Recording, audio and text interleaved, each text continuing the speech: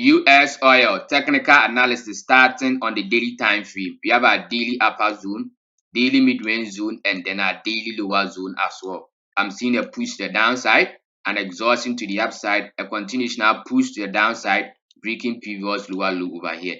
But this continuational push to the downside is not yet complete. Why?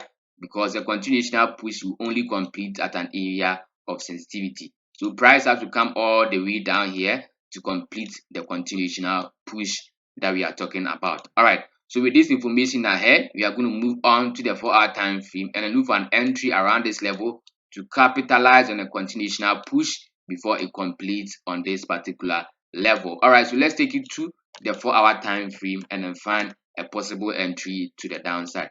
All right, so this is the 4-hour time frame on US oil. Let's put meaning into this time frame as well. All right, so over here we have our 4H upper zone and then our 4H lower zone as well. I'm seeing a push to the downside, an exhaustion to the upside, and then a continuational move setting in.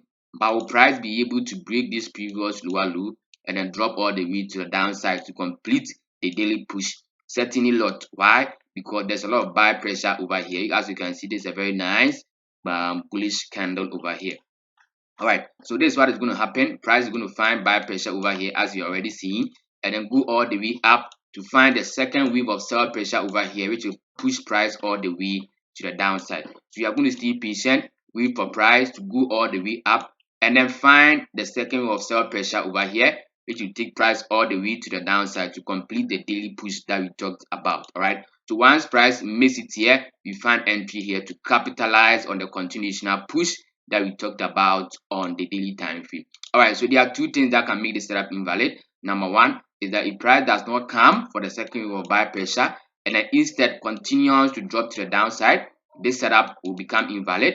Why? Because price did not come to the level that we wanted to sell at this one area. And then number two is that if price does come up for the second wave of buy pressure and then we do not see confirmations for the sell, this setup will also become invalid because risk reward ratio will no longer be optimal. All right, so this is my full view on US oil. If you are new to the channel, subscribe, hit on the bell icon, and then leave a comment below to help the channel out. And then don't forget to join my Telegram channel in the description below.